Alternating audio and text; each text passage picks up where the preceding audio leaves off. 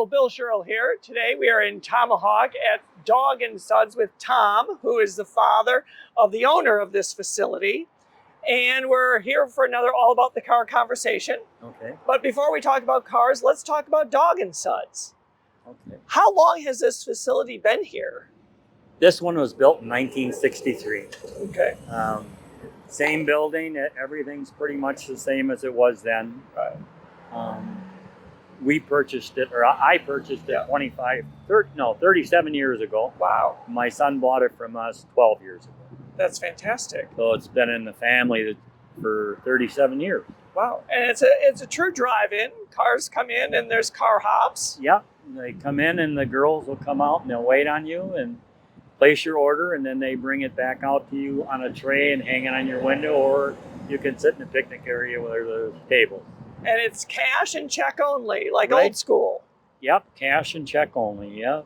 And, you don't have a lot of bad checks, I hear. No, all that it's been 37 years and we've only had one bad check. That's amazing.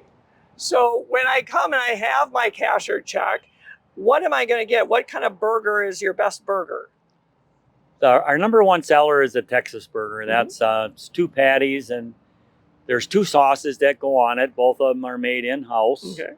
And with cheese, lettuce, and anything else you can order extra if you'd like. Right. And you grind your own meat. Yep. Every day I do the grinding. We buy USDA choice or higher chucks and grind every day, and all of our patties are made by hand. Wow. My son and I do that, and works out good that way. So, and with that burger, I'm going to have a root beer. And that root beer is branded, right? Correct. Yep, we use Dog N Suds root beer. Have used it from day one. The company is still in business, and we do purchase right from Dog N Suds directly. That's fantastic. And I bet you make a root beer float using what kind of ice cream? Well, the ice cream that we use is Kemp's ice cream, and yes, we sell a lot of floats, especially now with this type of weather.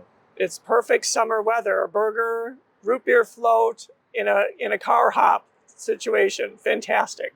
So thank you for sharing about Dog N Son, but back to vehicles. So what was the first vehicle that you drove? The first car that I bought was a 1958 Volkswagen.